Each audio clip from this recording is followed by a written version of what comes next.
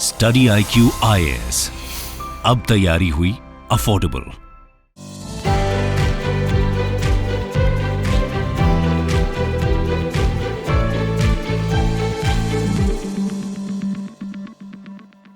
नमस्कार मित्रों, स्वागत है आप सभी का स्टडी IQ में। मैं हूं आपका दोस्त राहुल सायगांवकर। दोस्तों, आज हम लोग एक बहुत ही जरूरी और बहुत ही दिलचस्प विषय पे चर्चा करने वाले हैं। ये एक हिस्टोरिकल डिस्कशन होने वाली है। हम लोग बात करने वाले हैं about the integration of India. आप जानते हैं कि जब इंडिपेंडेंस हुआ 1947 में, तो इंडिया में दो मेजर एंटिटीज थी। अगर हम लोग 1947 के इंडिया की बात करें तो आपको दो मेजर एंटिटीज मिलेगी। एक तरफ आपको मिलेंगे दी ब्रिटिश प्रोविंसेस यानी कि जो जहां पे ब्रिटिश का डायरेक्ट कंट्रोल था, और दूसरी आपकी एरियाज मिलेंगी जहां पे आपके प्रिंसली स्टेट्स थे, जहां पे आपके नवाब्स राजा जो मेंटेन करते थे, जिन्होंने फिर से एक्सेप्ट किया था suzerainty of the crown, right. So India basically was the British territories and the princely states. और आप जानते हैं कि 1947 में जब इंडिपेंडेंस हुआ तो पार्टीशन भी हुई, दो डोमिनियंस बने, dominion of India, dominion of Pakistan. और पार्टीशन प्लान में विकल्प भी दिया गया था फॉर दिस प्रिंसली स्टेट्स कि आपको जिसे ज्वाइन करना है आप ज्वाइन कर सकते हो। तो कहीं ना कहीं भारत का विभाजन यानी कि भारत का बैल्कनाइजेशन करने का एक बहुत ही बड़ा अटेम्प्ट जरूर हुआ था ब्रिटिश का, विच फेल्ड। क्यों? क्योंकि इंडिया इवेंचुअली गॉट इंटीग्रेटेड। तो आज हम लोग इसी इंटीग्रेशन की स्टोरी जानने वाले हैं, और इस इंटीग्रेशन में हम लोग बात करने वाले हैं एक एडमेंट स्टेट के बारे में, Hyderabad, erstwhile state of Hyderabad. कैसे इसकी एसेशन हुई, ये डिस्कशन हो क्यों रही है। देखिए, इसके ऊपर काफी मेजर पॉलिटिक्स भी चल रही है इन तेलंगाना एज ऑफ टुडे, उसके ऊपर भी हम लोग बात करेंगे। तो यहाँ पे हम लोग जानेंगे हैदराबाद स्टेट को कैसे इंडियन यूनियन में एंटर करवाया गया था। It happened through the police action और द मिलिट्री एक्शन। तो इसी से हम लोग अपना डिस्कशन शुरू करते हैं। एक छोटा सा सवाल है आपके लिए, आई एम क्वाइट श्योर कि आपको अभी तक आंसर इसका पता चल गया होगा। Which operation was launched by the Indian forces for liberation of the erstwhile state of Hyderabad in 1948? चार ऑपरेशन के नाम दिए गए हैं और इसका उत्तर मैं आपको बता देता हूं। द आंसर इज ऑपरेशन पोलो। तो हम लोग ऑपरेशन पोलो के बारे में भी डिस्कशन करने वाले हैं इस वीडियो में। लेकिन आपके लिए एक सवाल है मेरे पास कि ये जो तीन ऑपरेशंस और दिए गए हैं, ये जो ऑप्शन दिए गए, आप मुझे बताइएगा कि ऑपरेशंस एग्जैक्टली है क्या। Do let me know in the comment section. Operation Vijay क्या था, कब का था? ऑपरेशन मेघदूत क्या था, कब का था? ऑपरेशन पवन क्या था और कब का था? With year end with some details, ताकि हम सभी की तैयारी हो जाए through the comments also, right. So do let me know about these things. चलिए शुरुआत करते हैं about understanding liberation of Hyderabad and understanding Operation Polo. लेकिन उससे पहले, अगर आप यूपीएससी सिविल सर्विसेज की तैयारी कर रहे हैं तो ध्यान रखिएगा, on the demand of students, on the inputs from many people, we are starting to important batches. एक है batch 6, foundation batch 6, which would be basically the last morning batch. सुबह 8 बजे आपकी क्लासेस चलेंगी। इसकी क्लासेस शुरू हो रही है 30 सितंबर से। और वर्किंग प्रोफेशनल्स के लिए बहुत ही गुड न्यूज है, आपके लिए वीकेंड बैच भी स्टार्ट हो रहा है फ्रॉम 1 अक्टूबर। 11 AM पे इसकी क्लासेस चलेगी। केवल सैटरडे और संडे को क्लासेस होंगी। वीकेंड वर्किंग प्रोफेशनल के लिए आइडियल है। आप जानते हैं कि स्टडी IQ का उद्देश्य है कि आप तक क्वालिटी एजुकेशन ले आए एट अफोर्डेबल प्राइसेस। इस कोर्स में आपको एक कॉम्प्रिहेंसिव पैकेज मिलेगा जहां पे 900 घंटे लाइव क्लासेस चलेंगी, 900 घंटे से भी ज्यादा लाइव क्लासेस चलेंगी, 1-to-1 मेंटरशिप मिलेगी, ग्रुप मेंटरशिप मिलेगी, आपको आंसर राइटिंग प्रैक्टिस करवाई जाएगी, MCQ प्रैक्टिस करवाई जाएगी, और ये सब आपको मिलेगा at a price of only 18,999।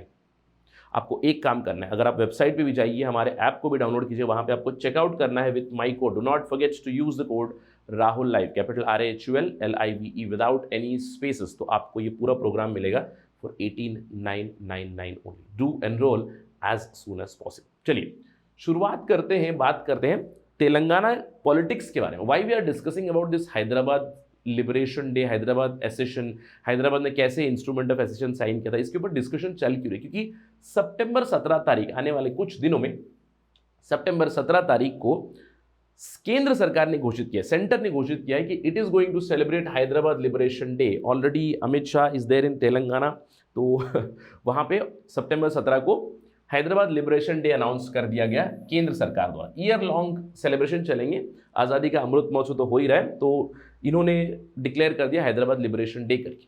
Telangana में हमें पता है कि सरकार है तेलंगाना राष्ट्र समिति की, TRS की, जिसको हेड कर रहे हैं के चंद्रशेखर राव। उन्होंने इसी दिन को सितंबर 17 को घोषित कर दिया नेशनल इंटीग्रेशन डे। राइट। तो एक तरफ केंद्र सरकार हैदराबाद लिबरेशन डे कह रही है, तेलंगाना कह रही है नेशनल इंटीग्रेशन डे। अगेन इस पर्टिकुलर डेट पे सितंबर 17 तारीख को, सितंबर 17 ध्यान रखिएगा, नॉट 1947, प्लीज रिमेंबर सितंबर 17 1948 को इवेंचुअली हैदराबाद स्टेट ने इंडियन यूनियन में एक्सीड किया था। Politics apart, let's talk about what exactly happened. सितंबर 17 की क्या सिग्निफिकेंस है, कुछ हम लोग हिस्टोरिकल डेटा जानेंगे, कुछ एविडेंसेस देखेंगे, कुछ इंटरेस्टिंग स्टोरीज सुनेंगे कि क्या हुआ था, कैसे हैदराबाद स्टेट को इंडियन यूनियन में लाया गया। आप जानते हैं कि 1947 में जब इंडिपेंडेंस घोषित हुआ तो 2 डोमिनियन बने, और ये आपका बिफोर पार्टीशन का मैप है। इस तरफ you will find Pakistan, now this was the west Pakistan, this was the east Pakistan, right. लेकिन जब आप इंडिया की बात करें, यूनाइटेड इंडिया में जब 1947 में 2 डोमिनियंस बने तो 2 तरह की एंटिटीज थे, मैंने आपको बताया। जो आपको ये येलो भाग में दिख रही है, ये जो येलो पार्ट्स में, दिस आर ब्रिटिश प्रोविंसेस, यानी कि मद्रास प्रोविंस, आपको बॉम्बे प्रोविंस मिलेगा, आपको central provinces, eastern provinces, Bihar, Bengal, united provinces, NWFP, ये जो येलो पार्ट में है, those are the British provinces, यानी कि directly controlled by the British. और यहाँ पे इन येलो एरियाज में Indian National Congress was also very prominent, जिन्होंने कंटिन्यूसली चैलेंज किया था ब्रिटिश को, वी नो दैट, राइट। अब दूसरी जगह पे जहां जहां आपको ब्लू पार्ट्स दिख रहे हैं, जो जो यहाँ पे ब्लू एरिया से, those are all princely states. और ये कहा जाता है कि इंडिया में इंडियन इंडिपेंडेंस के दौरान 550 से भी ज्यादा प्रिंसली स्टेट्स है, to be very precise 552 princely states से ये कहा जाता है in the Indian subcontinent. और approximately 48% of area during the time of independence era it was controlled by the princely states, यानी कि ब्रिटिश प्रोविंसेस तो थे लेकिन प्रिंसली स्टेट्स भी थे, अलग अलग प्रिंसली स्टेट, छोटे छोटे प्रिंसली स्टेट, जैसे कि Coorg was one of the princely state, Mysore was a princely state, Bhopal, Piploda, Gwalior, Ajmer, Mewar, Rajputana, बहुत जगह आपको अलग अलग किंग्स, अलग अलग प्रिंसेस, अलग अलग नवाब्स आपको मिला करते थे। और इन सभी लोगों ने सुजरेनिटी एक्सेप्ट की थी ब्रिटिश क्राउन की, यानी कि ब्रिटिश क्राउन के अंडर ही थे। लेकिन जब पार्टीशन हुआ तो इन्हें एक विकल्प दिया गया कि 2 डोमिनियन बने हैं, एक तरफ पाकिस्तान बना है, एक तरफ इंडिया बना है, 2 डोमिनियंस बने, तो आप ज्वाइन कर सकते हो, इट डिपेंड्स ऑन यू। अब देखिए, अगर ऐसा होता तो इंडिया बाल्कनाइज हो जाता।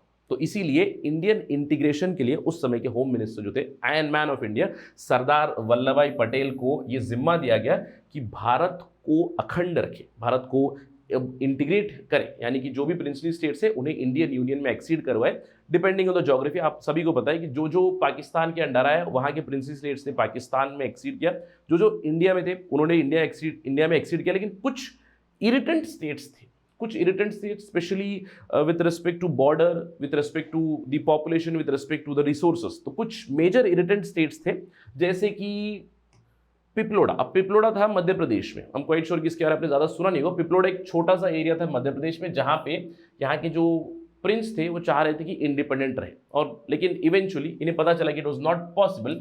Then in March 1948 eventually Piploda acceded into India. इसके अलावा स्टेट ऑफ जोधपुर, राजपूताना में स्टेट ऑफ जोधपुर था, which was Dili daily. Jodhpur हो गया, आपको जैसलमेर हो गया, छोटे छोटे जो प्रिंसली स्टेट्स है यहाँ पे राजपूताना में, वो डिली डैली जरूर कर रहे थे। इनफैक्ट अगर आप हिस्टोरिकल एविडेंसेस पढ़ोगे तो ये कहा जाता है कि जोधपुर के जो राजा थे, जोधपुर के राजा को मोहम्मद अली जिन्ना ने ब्लैंक चेक दिया था, ब्लैंक चेक, कि आप पाकिस्तान में आकर एक्सीड करे करके। लेकिन इवेंचुअली ये नहीं हुआ, जोधपुर केम इनटू इंडिया। इसके अलावा ट्रेवनकोर एक था, ट्रेवनकोर सदर्न स्टेट, अभी का जो केरला हम लोग कह सकते हैं, दिस पर्टिकुलर एरिया ट्रेवनकोर का। अब ट्रेवनकोर के जो महाराजा थे वो भी चाह रहे थे कि हम इंडिपेंडेंट रहे। अब क्यों? क्योंकि भैया कोस्ट है वहाँ पे, इनका काफ़ी अच्छा कनेक्ट था गल्फ रीजन के साथ, काफ़ी ज़्यादा बिजनेस भी चलता था, कई लोग थे गल्फ रीजन में भी यहाँ से। तो ट्रेवनकोर के महाराजा ये चाहते थे कि वो इंडिपेंडेंट बन के रहे। लेकिन सरदार वल्लभ भाई Patel being the iron man, उन्होंने चाणक्य की नीति यानी कि कौटिल्य की नीति इस्तेमाल की, साम दाम दंड भेद सब कुछ इस्तेमाल किया और धीरे धीरे स्टेट्स को इंटीग्रेट किया। साम यानी कि कॉन्सिलिएशन से उन्होंने विकल्प दिया, राज्यों को पहले विकल्प दिया कि अगर आप आना नहीं चाहते तो सोचिएगा और एक स्टैंड स्टिल अग्रीमेंट आप साइन कीजिएगा। स्टैंड स्टिल मतलब ना इंडिया में ना पाकिस्तान में सोचेंगे। अभी जो स्टैंड स्टिल अग्रीमेंट साइन किया, उस समय पे कॉन्सिलिएशन चलने लगी, बातचीत चलने लगी। दाम यानी कि पैसा ऑफर किया गया। दाम एग्जाम्पल आपको मैं दे सकता हूँ, बहुत सारे जो प्रिंसली स्टेट्स है, इनफैक्ट सारे जो प्रिंसली स्टेट्स है, जब इंडिया में उन्होंने इंस्ट्रूमेंट ऑफ एसेशन साइन कर दिया कि हम इंडिया के साथ आएंगे, तो उन्हें प्रीवी पर्स दिया गया। 1970s तक प्रीवी पर्स था, इंदिरा गांधी सरकार ने इवेंचुअली प्रीवी पर्स को अबॉलिश किया। मतलब उन्हें पैसा मिलता था, सालाना पैसा मिलेगा केवल इसलिए क्योंकि उन्होंने इंडियन यूनियन में एक्सीड किया है। इंडियन एक्सचेकर से टैक्स पेयर का मनी डायरेक्टली इन राजाओं को जाता था एज अ प्रीवी पर्स। दंड दंड तो हम लोग बात कर सकते हैं, मिलिट्री फोर्स हैदराबाद एग्जाम्पल है। भेद जहां पे टैक्टिक्स इस्तेमाल की, ट्रेवनकोर स्टेट को मैं कहूँगा टैक्टिक्स से ही एक्सीड करवाया गया, क्योंकि ये कहा जाता है कि यहाँ पे एक इंसिडेंट हुआ जहाँ पे ट्रेवनकोर के महाराजा के जो मिनिस्टर थे उनके ऊपर एक अटैक हुआ। तो कुछ इस तरह का परसेप्शन हुआ कि जनता चाहती कि इंडियन यूनियन में, तो इवेंचुअली इंडियन यूनियन के साथ एक्सीड करवाया गया। भोपाल एक स्टेट था which was quite irritant state. अब भोपाल के जो नवाब थे वो चाहते थे कि इंडिपेंडेंट रहे, लेकिन ये हुआ नहीं। उसके बाद भोपाल की जो बेटी थी, सेकंड बेटी थी, जो पहली बेटी थी वो भी इंडियन यूनियन में नहीं आना चाहती थी, सेकंड बेटी को प्रीवी पर्स दिया गया और eventually instrument of accession sign करवाया गया। इसके अलावा दो मेजर इरिटेंट स्टेट्स थे, जम्मू कश्मीर और हैदराबाद। जम्मू कश्मीर की स्टोरी सबको पता है। Junagadh was one more area. Junagadh again quite close to Pakistan. यहाँ पे इवेंचुअली प्लेबिसाइड किया गया, तो जनता ने यहाँ पे कहा, हिंदू पॉपुलेशन थी, मुस्लिम रूलर थे, हिंदू पॉपुलेशन ने कहा इंडियन यूनियन में एक्सीड करते हैं। Junagadh what acceded. जम्मू कश्मीर की स्टोरी सबको पता है, अभी भी जम्मू कश्मीर का इशू पता है, we know the story, we are not getting into that. लेकिन हमारा डिस्कशन का जो मुद्दा रहेगा वो रहेगा हैदराबाद के बारे में। अब Hyderabad is a peculiar case. देखिए लोकेशन है हैदराबाद की यहाँ पे, erstwhile state of Hyderabad, this is the location. Internal state है, यानी कि ना कोस्ट लगता है आपको, ना कोई आपको दूसरा देश का बॉर्डर लगता है, लेकिन फिर भी इंडिपेंडेंस रहने की आस थी, इंडिपेंडेंट रहने की आस थी यहाँ पे। क्यों? चलिए समझते हैं इसको। Let's understand the history of Hyderabad. सबसे पहले तो जब मैं हैदराबाद बात करूंगा तो आज का जो तेलंगाना राज्य है उसको तो मान ही लेंगे, लेकिन उस समय के जो हैदराबाद राज था उसमें अलग अलग एरियाज भी आते थे। जैसे कि बॉम्बे एरिया से यू कैन सी आज का जो परभनी है, औरंगाबाद है, उस्मानाबाद है, ये जो महाराष्ट्र के जो जिले हैं, that was also considered part of Hyderabad. इसके अलावा कर्नाटका से जो एरिया से आज गुलबर्गा, रायचूर, बीदर एटसेट्रा, ये भी भाग थे हैदराबाद के, और तेलंगाना का भाग तो था ही। तो तीन एरियाज से, तीन रीजन के एरियाज यहाँ पे थे हैदराबाद स्टेट के। अब इंडिपेंडेंस रहने का सपना क्यों देखा? अगर हम लोग देखें इस हैदराबाद स्टेट को, इसकी इतिहास या फिर इसकी नींव रखी थी निजामुल मुल्क असफ जाह वन ने, राइट? कब की बात है? 1724 की बात है। अब 1724 का एरा आप देखोगे तो ये औरंगजेब का एरा था, राइट? औरंगजेब ने बहुत सारी, डेक्कन में रेवोल्यूशन हुए, डेक्कन में रिबेलियन हुई, तो इन्होंने अलग अलग सूबेदार को भेजा था।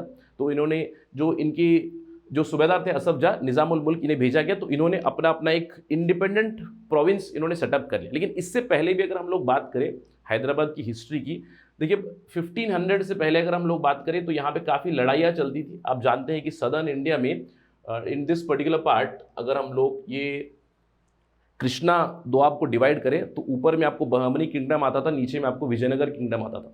तो बहमनी और विजयनगर किंगडम यहाँ पे कंटिन्यूसली लड़ा करते थे, और बहमनी जब डिसइंटीग्रेट हुआ 1527 में, तो वहाँ पे 5 प्रिंसिपैलिटीज बनी थी, आपको पता है, right? 5 principalities, Barid Shahi of Bidar, Imad Shahi of Berar, Nizam Shahi Ahmednagar के थे, आदिल शाही बीजापुर के थे, और कुतुब शाही थे गोलकोंडा में। तो ये सभी ने मिलकर इवेंचुअली विजयनगर स्टेट को इन्होंने हराया।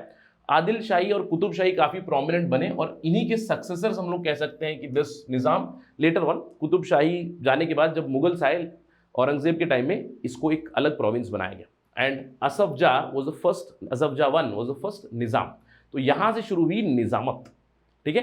तो इनके जो सक्सेसर थे 1947 में जो निज़ाम थे वो थे ये बंदे, इनका नाम है मीर उस्मान अली।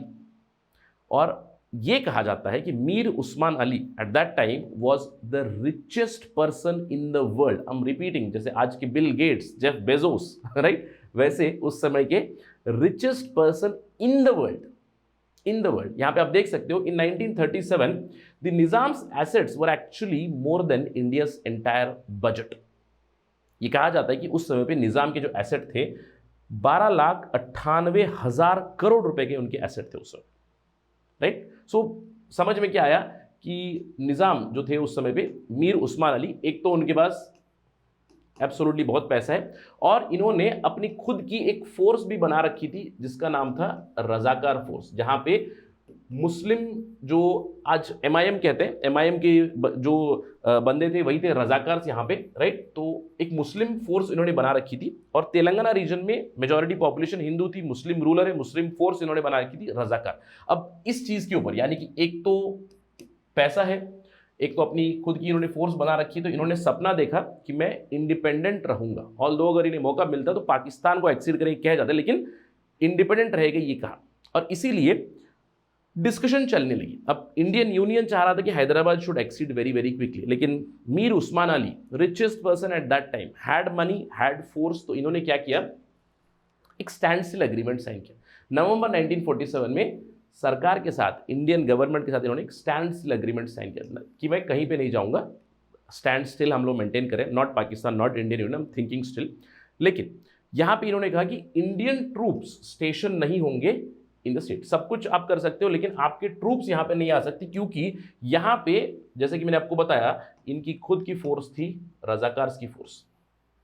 अब सिचुएशन काफी वोलेटाइल थी। इंडियन यूनियन ने रिपीटेडली मीर उस्मान अली से कहा था कि आपकी जो रजाकार्स की फोर्स है इसको आप डिसबैंड करें, उन्होंने डिसबैंड नहीं किया।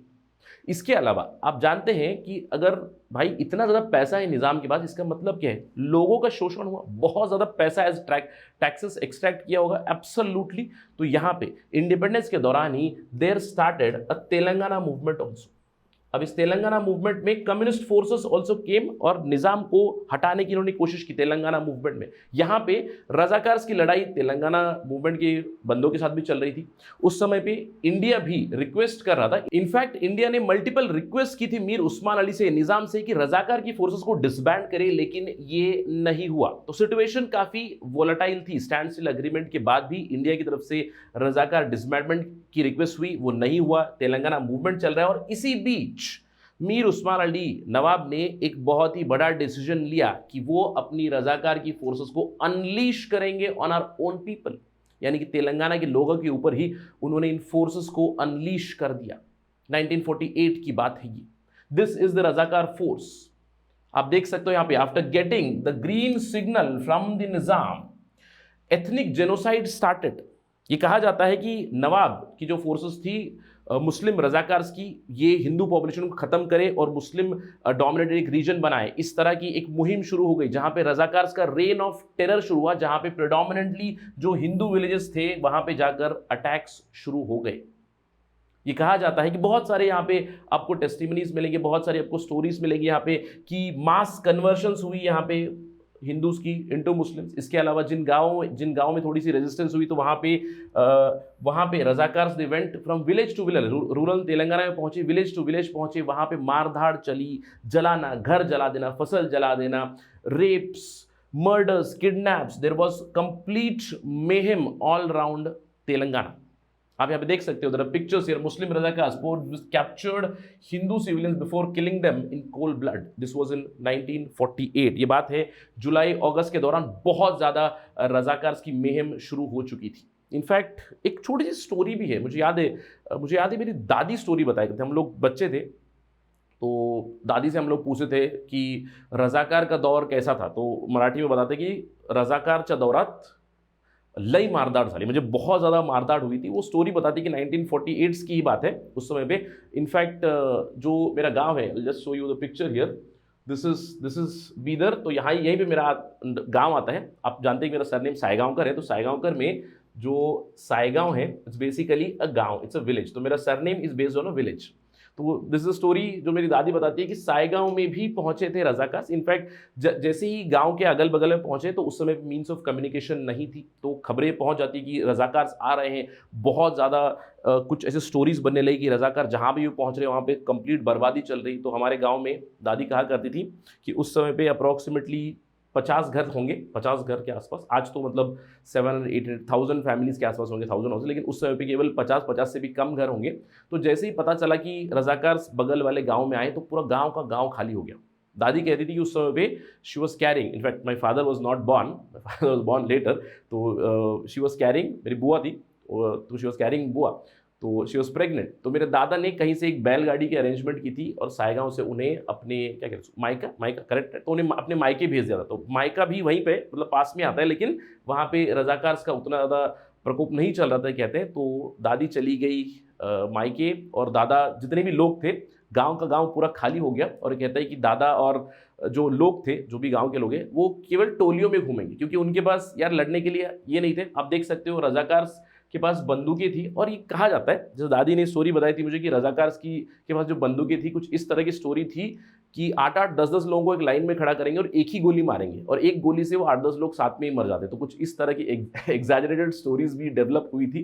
तो इसकी वजह से वो कहते थे कि दादा गांव से जब निकले तो एक गांव से दूसरे गांव जाएंगे टोलियों में ही, मतलब 20-25 लोग मिलकर ही जाएंगे सेल्फ डिफेंस करने के लिए। कुछ इस तरह का एरा था वो कहती है, उसको मतलब मराठी में कहते हैं रजाकार का दौर करके बताती है। तो this is a very vivid story that she told. In fact ऐसी बहुत सारी स्टोरीज, आपको बहुत सारी स्टोरीज मिलेंगी जहाँ पे रजाकार की वायलेंस की खबरें पहुंचने लगी केंद्र सरकार तक भी। केंद्र सरकार पहले ही रिक्वेस्ट कर रही थी कि रजाकार को डिसबैंड कर दे, लेकिन रजाकार को डिसबैंड नहीं किया गया। इनफैक्ट उन्हें अनलीश किया गया ऑन द पॉपुलेशन। इसके बाद क्या करना था, सरकार स्वूप्ड इन, गवर्नमेंट स्वूप्ड इन, और इवेंचुअली ऑपरेशन पोलो को सैंक्शन किया गया। ऑपरेशन पोलो की शुरुआत हुई सितंबर में। सितंबर 13 तारीख को ऑपरेशन पोलो शुरू हुआ। पुलिस एक्शन था, चारों तरफ से हैदराबाद स्टेट को घेरा गया, मिलिट्री एक्शन की गई from all 4 sides, the military entered. लड़ाई भी हुई यहाँ पे, रजाकार्स और इंडियन फोर्सेस की लड़ाई हुई। रजाकार्स को खदेड़ दिया गया, बहुत सारे रजाकार्स को अरेस्ट भी किया गया। जो this is Mir Usman Ali the nawab, जब सरदार पटेल पहुंचे यहाँ पे, उनके सरेंडर के बाद जल्दी 5 दिनों के भीतर उन्होंने सरेंडर कर दिया। सितंबर 17, 1948 को घोषित किया गया हैदराबाद हैज बीन लिबरेटेड। उसके बाद the instrument of accession was signed. India was eventually acceded into the Indian Union. आप देख सकते हो हैदराबाद सरेंडर्स इन 1948। इनफैक्ट लड़ाई हुई, रजाकार्स और इंडियन यूनियन की लड़ाई हुई। देयर वाज नो मैच, जैसे कि मैंने बताया, रजाकार्स खदेड़ दिए गए थे। लेकिन उसी समय भी कहा जाता है कि नवाब ने यूनाइटेड नेशन सिक्योरिटी काउंसिल में भी कंप्लेंट की थी कि Indian government is using force.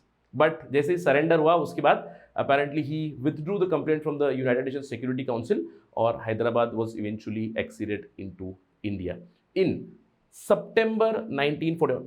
इसी तारीख को लेकर चर्चा चल रही है, 17 सितंबर 1948 को लिबरेट किया गया हैदराबाद को, और इसी डेट को लेकर पॉलिटिक्स भी चल रही है।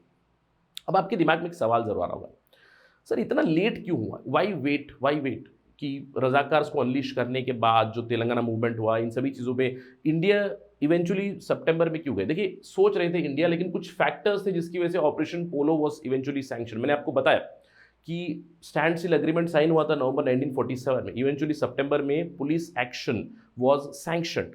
ये क्यों हुआ, क्योंकि ऑफ कोर्स खबरें जाने लगी थी राइज ऑफ मुस्लिम रजाकार्स, बिल्कुल मुस्लिम रजाकार्स की वायलेंस की स्टोरीज। और आप जानते हो कि रजाकार्स वर प्रोमिनेंट इन 2 एरियाज। रजाकार की जो फोर्सेस थी, नाम सेम था, एक तो हैदराबाद के नवाब ने भी बनाया था, और दूसरा है ईस्ट पाकिस्तान में भी बनाया गया था, रजाकार्स की फोर्स बनी हुई थी। हैदराबाद के रजाकार्स को हरा दिया गया, तो इनका जो वायलेंस बढ़ रहा था, बहुत ही भीषण स्टोरीज निकलने लगी कि Razakars were going for killing, for genocide, villages खत्म कर रहे हैं। इनफैक्ट जो मुस्लिम रजाकार्स की एक स्टोरी भी है, इनफैक्ट तेलंगाना का एक छोटा सा गांव है, सिद्दीपेट के अंदर गांव था एक, बैरनपल्ली करके।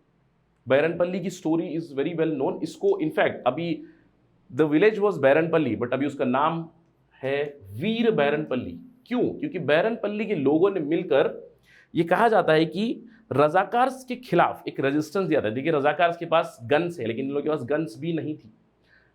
ये स्टोरी है, this was a lone survivor. यहाँ पे आप देख सकते हो एन मल्लैया, काफ़ी पुरानी खबर है, 2013-14 की खबर होगी। एन मल्लैया ने आखिरी बार 2016 में भी एक इंटरव्यू दिया था। इन्होंने विविड स्टोरी बताई कि क्या हुआ था।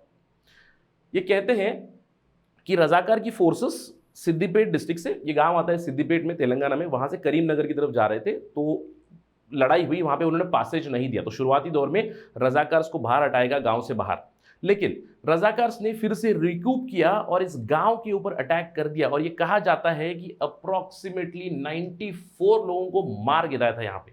ही tells the story, just read this. वो बताते हैं, they plundered everything, the armed men molested women, they killed sheep, they killed able bodied men just for pleasure. और ये सब हुआ कब? ये सब हुआ अगस्त 27, 1948 को।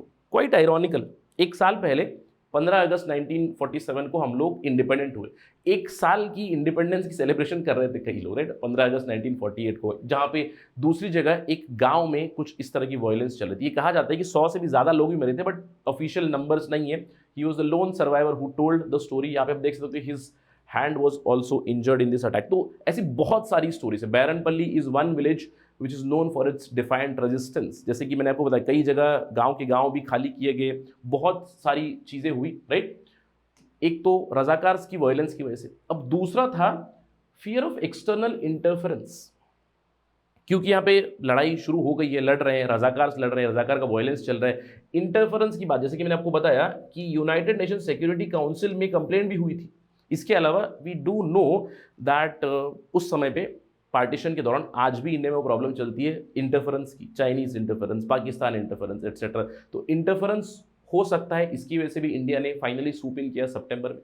इसके अलावा there was one more fear of communism. मैंने आपको बताया तेलंगाना मूवमेंट यहाँ पे चल रहा था, communist were gaining a lot of ground here, right, और रजाकार्स और कम्युनिस्ट की भी लड़ाई चल रही। तो अगर कम्युनिस्ट विक्टोरियस हुआ था तो यहाँ पे इंडिया के बीचों बीच एक कम्युनिस्ट स्टेट बन सकता था।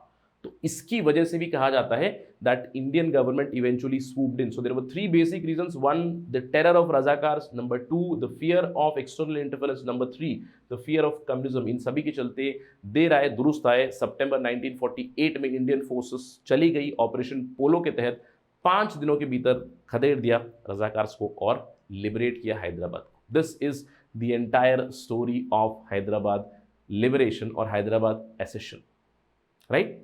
अब इस चीज के ऊपर पॉलिटिक्स चल रही है। This is the politics that is going on. मैंने आपको बताया कि केंद्र सरकार ने सितंबर 17 को अनाउंस कर दिया हैदराबाद लिबरेशन डे। तेलंगाना सरकार ने अनाउंस किया it would be national integration day. So the swords have been drawn. अब ये क्यों हो रहा है? केंद्र सरकार राज्य सरकार के बीच ये सब क्यों हो रहा है? क्योंकि आप जानते हैं कि 2023 में तेलंगाना में इलेक्शन होने वाले हैं, 2023 दिसंबर में।